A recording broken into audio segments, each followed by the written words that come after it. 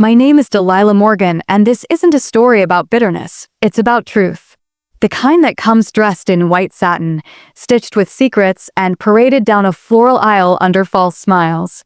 I wasn't invited to my sister's wedding. Not accidentally. Not due to an oversight. No, it was deliberate, just like everything else my family had done for the past 3 years. From the moment I stopped serving as the family's unpaid fixer-upper, I was quietly cut out. And when Caroline got engaged, that silence turned into exile. The announcement came in a group text I wasn't part of. I only found out when a cousin accidentally tagged me in a comment under her bridal shower photo. When I messaged Caroline, just to say congratulations, she replied with one word. Thanks. That was it. No invite. No follow-up. Nothing. And somehow, that hurt more than all the petty childhood rivalries, all the backhanded compliments, and the way Mom used to whisper, "Why can't you be more like Caroline?" when she thought I wasn't listening. The worst part? I wasn't even surprised. I should have been, maybe. But when you've spent your entire life being the backup daughter, the afterthought at Thanksgiving, and the names skipped over in toasts, you stop expecting inclusion. You stop expecting love to come with a seat at the table. Still, I wanted closure. I needed one last glance at the life they'd chosen without me. So I did what any heartbroken but resourceful woman would do. I flew into town. Quietly. Uninvited. And not to crash the wedding, at least. Not in the way you might think. I had something else in mind. Something so intimate, so surgically personal, it wouldn't cause a scene. Not at first. But when it landed, it would explode right in the middle of Caroline's perfect day. Because there was one detail she and everyone else had forgotten. You see, long before Caroline met her fiancé, long before the venue was booked and the guest list scrubbed of my name, I was the one who helped her design her dream wedding dress. Back when we were still pretending to be sisters. And I, being the sentimental fool that I was, had added one very personal touch. I had hand-stitched my name, Delilah Morgan, into the inside seam of the bodice. A symbol of our sisterhood. A reminder that even if no one else saw me, I'd always be part of her story. Well, turns out I was. And on the day of her wedding, that forgotten stitch would speak louder than any toast, any vow, or any seating arrangement ever could. Because when the truth is sewn into silk and hidden beneath lace, it doesn't stay hidden forever. Not when I'm the one who placed it there. The first time Delilah Morgan heard her niece Marla was getting married, it wasn't from an invitation in the mail, nor a heartfelt phone call from her sister. It was from a casual acquaintance at the grocery store, who commented on how beautiful the engagement photos looked on Facebook. Delilah smiled through the ache in her chest, politely nodding, even though she hadn't seen her niece's face in months, let alone any photos. Later that night, she poured herself a cup of tea, sat in the quiet of her modest townhouse, and stared at the ceiling. Not a single member of her family had said a word. Not a save the date. Not even a group message. It wasn't just exclusion, it was deliberate erasure. And it cut deeper than she expected. Delilah had raised Marla like her own when her sister, Teresa, had been overwhelmed.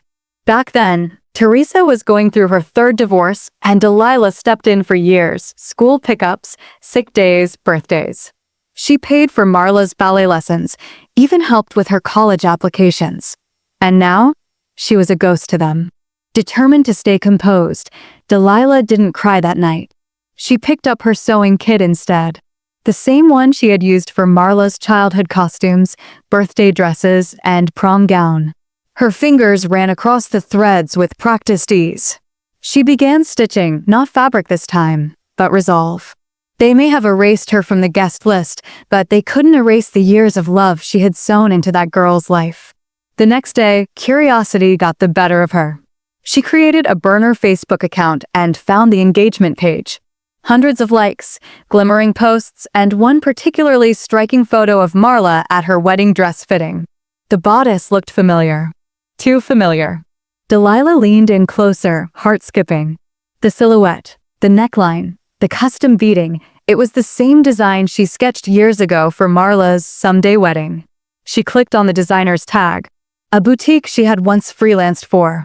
It made sense now. Teresa must have given them her original patterns. And Marla? She had no idea she was walking down the aisle in a dress crafted by the very woman her family had cast aside. Delilah's lips curved into the smallest, most bittersweet smile. They had stolen her design, her presence, her dignity. But they couldn't steal what was already sewn into the seams. Her mark, unseen by most, was still there, threaded between layers of silk and tulle. It was time to reclaim her voice. And she knew exactly how. Delilah stared at the wedding boutique's website until her tea went cold. 1,000 memories rushed through her, Marla twirling in her first recital dress, the way she used to hug Delilah's waist and whisper, "You're my favorite aunt," and how she'd once said, "When I get married, you'll design my dress, right?" And now here it was. The dress. Her design. On Marla. With not a single word of thanks. She felt a flicker of anger, but she didn't let it consume her. No, Delilah had learned the value of patience. Stitch by stitch, silence had always been her greatest canvas. That night, she pulled out the original sketchbook. Yellowed pages, curled corners, and her signature scribbled at the bottom of every design. She flipped to the page where the wedding gown was first drawn, Marla's gown, years before it had ever touched a mannequin. Her initials were clearly inked at the base of the page, DM. The next morning, she made a quiet call to an old contact, Avery Lane, a former protege now running her own successful bridal design business in Chicago. "Avery," Delilah said warmly, "I have a small favor. I need a replica made of a dress that was mine, but never credited to me." Avery didn't hesitate. "Just send the sketch, Aunt D. I'll make sure it's flawless." And so, Delilah's plan began, quiet, elegant, and stitched with the precision of a woman who'd spent her life behind the scenes. She wouldn't crash the wedding with anger. No, her revenge would arrive with class, poise, and devastating grace. She had no intention of fighting for a seat at their table. She would simply become the room's centerpiece. Weeks passed. Delilah remained invisible to the family, just as they wanted. Teresa never called. Marla never visited. And the wedding countdown marched on, unaware of the story being threaded in the background. Finally, the replica gown arrived, an exact match, but better. This version had an addition hidden beneath the lining, her full name Delilah, May Morgan embroidered in silver thread, invisible from the outside, but unmistakable to anyone who looked closely. Delilah stood in front of her mirror wearing it, her reflection calm and sharp. "They erased me," she whispered to herself. "But they stitched my legacy into silk." And at that moment, she knew. She wouldn't ask for an invitation. She would deliver a statement. One the bride would never forget. The wedding week had arrived. The town was buzzing with chatter about the Lancaster Green ceremony, a lavish affair with an open bar, a cathedral venue, and a dress rumored to be an exclusive designer original. What none of them knew was that the so-called masterpiece had been designed in a quiet sewing room by the woman whose name was being deliberately left off every guest list. Delilah received the final confirmation in the mail. A cream-colored envelope, thick and perfumed. Not an invitation. A catalog from the wedding planner. Her name wasn't in the bridal party, wasn't on the seating chart, and certainly wasn't on the guest list. A cold, strategic omission. It was clear now, they hadn't simply forgotten. They had erased her. That night, she laid the finished replica across her bed. The silk glimmered under her lamp, and the embroidery, her name, stitched into the inner lining, shone like silver lightning. Not loud, not boastful, just quietly defiant. "I'll attend," she murmured, her voice calm. But not as a guest. She called Avery again. "I need a favor," she said. "Name it. Get me in." Quietly. Just a moment, behind the curtain. There was a pause. Then a soft laugh. "I was hoping you'd say that. I know the boutique manager handling final fittings. Leave it to me." The plan came together like clockwork. The boutique, a week before the wedding, was swarming with last-minute adjustments. Marla would be there for a final fitting. The bride, radiant and spoiled, would be trying on a dress she had no idea came from her aunt's imagination. And Delilah? She'd be there too. Not hiding, not crashing, but waiting, just beyond the curtain. watching as the bride slipped into a legacy she believed was hers alone. She didn't want to ruin the wedding. She wanted to reclaim her space in it. And when Marla turned to admire herself in the mirror, she'd feel it. The stitch that didn't belong. The whisper of someone she'd cast out, woven quietly into every seam. The boutique was pristine, all white marble and crystal chandeliers. The kind of place where elegance dripped from every corner and clients whispered instead of speaking. Delilah entered through the back hallway, led by Avery's contact, a discreet assistant named Gemma who gave Delilah a respectful nod and wordlessly handed her a black staff badge. "Stay behind the mirrored partition," Gemma whispered. "Final fittings in 30 minutes." Delilah nodded, her heart thudding, but not with nerves. This wasn't about revenge in a traditional sense. This was about reclamation. She wasn't here to make a scene. She was here to witness the moment Marla wore the truth. And then it happened. Marla entered, trailed by her mother and a team of attendants. Laughter, light chatter, a mention of suiting charts. Delilah remained still behind the partition, just out of sight, yet fully alert. Her breath slowed as she heard the rustling of fabric, the click of heels, the slow exhale from the tailor. "Oh, my," one of the assistants breathed. Marla stepped onto the platform in front of the full-length mirror. She turned to admire herself, brushing her hands along the waistline of the gown. "It's perfect," she said, and Delilah could hear the smug satisfaction in her voice. But then came the silence. "Wait, what is that?" Marla asked, frowning as she looked down inside the bodice. "There's something embroidered here?" The room stilled.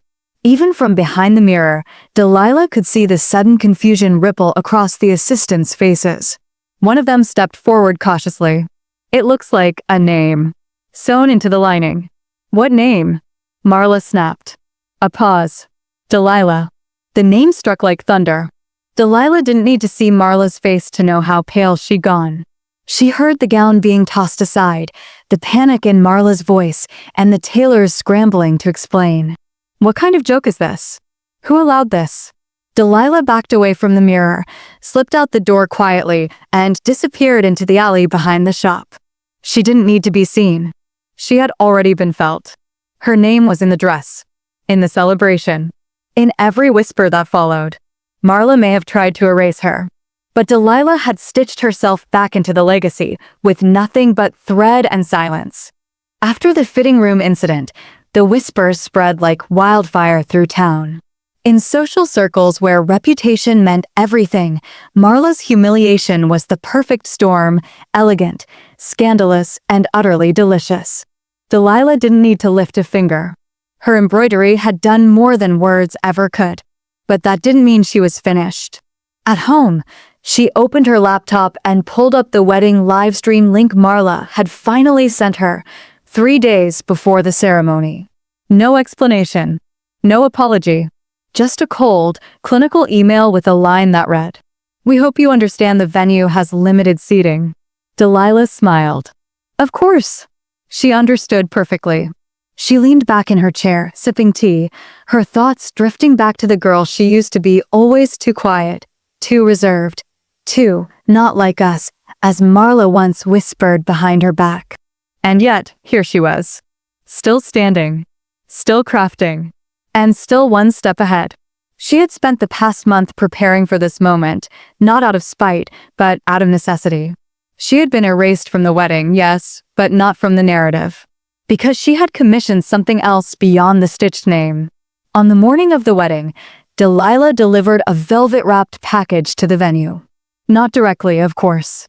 That would have been too confrontational. She had arranged for a courier to deliver it to the bridal suite just before Marla's final walk. Inside was a card. "May your day be beautiful, even if built on broken trust. Delilah."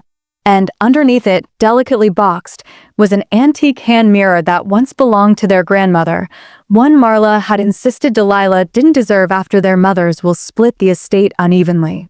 Delilah had found it at an antique shop in Vermont 3 years ago. No one else even remembered it was missing. But she had. The mirror still bore the inscription etched by their grandmother. "What's reflected is earned, not gifted." It was a gift and a message. A reminder.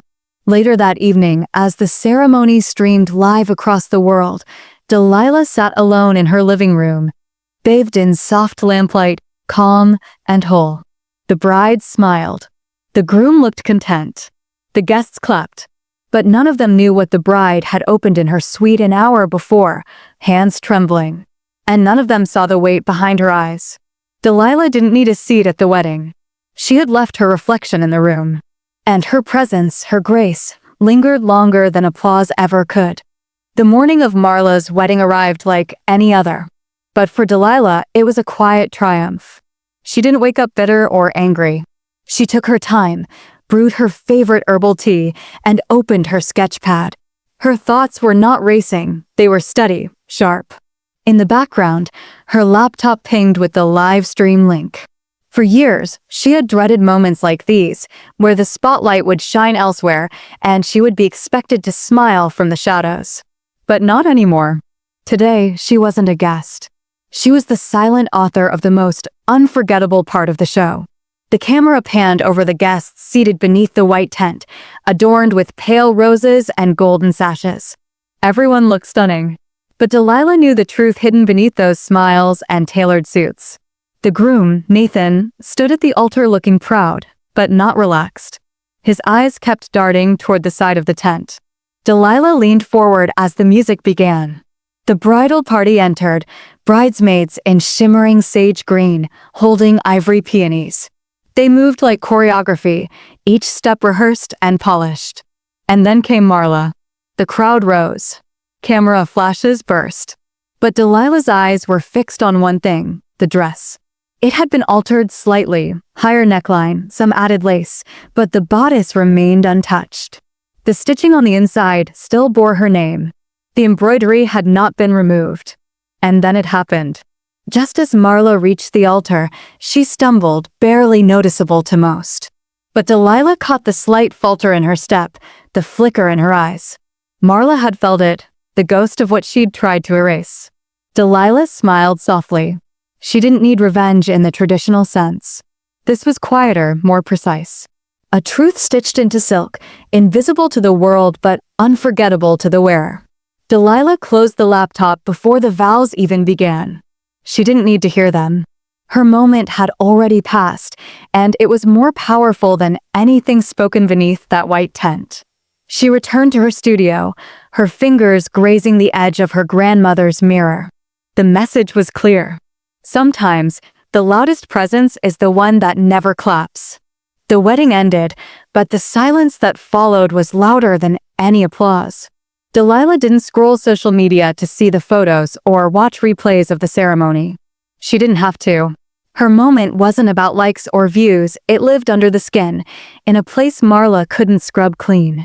But others noticed. It started with a message from a cousin she hadn't spoken to in years. "Were you at the wedding? Everyone's talking about the dress. Something weird happened." Marla looked like she saw a ghost. Delilah left it on read. A few days later, a box arrived at her doorstep. No note, no return address. Just her old sketchbook, the one she'd lost when she moved out of the family home after their mother's funeral. The pages were yellowed and frayed, but her designs were intact. Her name was scribbled across every margin. She smiled. This wasn't an apology. It was a white flag. Marla was trying to cover her tracks. The dress hadn't been destroyed. The past couldn't be rewritten. And Delilah's mark, her talent, her identity, was no longer something that could be borrowed and forgotten. That same week, a bridal magazine reached out. They had heard through a stylist friend about a mysterious designer whose original stitching had been found inside a trending gown. The mystery intrigued them. They wanted an interview. Delilah declined. She didn't need fame. She needed peace. And she was finding it now, thread by thread. At night, she began sketching again, not for others, not for approval, but for herself. Each line on the paper felt like reclaiming something that had been taken from her long ago. Forgiveness wasn't the goal. Closure wasn't either. This was about control. For the first time, Delilah wasn't reacting to the storm. She was becoming the one who controlled the weather. Delilah wasn't expecting visitors. So when her doorbell rang on a quiet Thursday morning, she peeked through the blinds with cautious curiosity. On the porch stood her father, aging, thinner than she remembered, holding a paper bag and looking smaller than life. She hesitated, then opened the door. He gave a faint, guilty smile. "I brought cinnamon rolls. From your favorite bakery." Delilah didn't invite him in. Instead, she crossed her arms and stood silent in the doorway. "I didn't know about the dress," he said. "I swear." She raised an eyebrow. "But you knew I wasn't invited. And you didn't say a word." His silence was admission enough. "You always said family meant everything," she added. "But when it came to choosing between truth and convenience, you chose to ignore me." Again. He shifted on his feet, fumbling with the bag like it held answers. "She said you didn't want to come. That you'd be bitter, jealous." Delilah nearly laughed. Jealous? Of what? Being erased? Being replaced? Her father looked down, ashamed. "I missed it all, didn't I?" "Yes," she said softly, but firmly. "You missed me." She didn't slam the door. She simply stepped back, nodded politely, and closed it slowly, letting that moment land with the quiet finality of a full stop. Inside, she placed the untouched pastries on the counter and turned toward her design table. Her next collection was nearly complete. She titled it Uninvited, a tribute to every woman who had ever been overlooked, silenced, or cast aside, only to rise. Each piece bore her initials sewn boldly inside the lining. No more hidden threads. No more quiet contributions. This time, her name wouldn't be tucked away. This time, it would lead. The buzz started subtly. A tweet here. A fashion blogger's video there. But by the end of the week, Uninvited had gone viral. Fashion magazines called it a silent rebellion stitched in silk. Celebrities requested private fittings. Orders flooded her online store, crashing the site twice. But the real moment? It came when the same upscale bridal magazine that once snubbed her requested an exclusive interview, not just about the collection, but her story. Delilah agreed. On set, as cameras flashed and assistants fluttered around her, she stood tall in her own design, a deep navy suit with her name embroidered in gold beneath the collar. Not hidden. Proud. The interviewer leaned forward. "There's a rumor," she said, smiling, "that one of your gowns was worn at your sister's wedding, without her realizing it was yours." Delilah met her gaze calmly. "I never intended to humiliate her," she replied. "But sometimes, poetic justice writes itself. I simply let the stitches speak." The headline the next day? Erased from the guest list, now she's the name everyone's wearing. Her sister didn't reach out. Not directly. But Delilah heard she returned her gown, claiming it felt wrong on her skin. That was fine. That dress was never meant for borrowed confidence. Later that month, Delilah hosted her own event, a launch party for her new studio. Family members showed up, some out of guilt, others out of awe.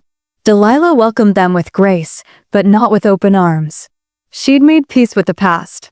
She had built a life not on approval, but on purpose. As the evening settled and laughter echoed across the rooftop, a reporter approached her with one last question. "If you could go back, would you change anything?" Delilah looked out at the skyline, lights shimmering like quiet stars. "No," she said softly. "Because every thread of pain stitched the woman I am today."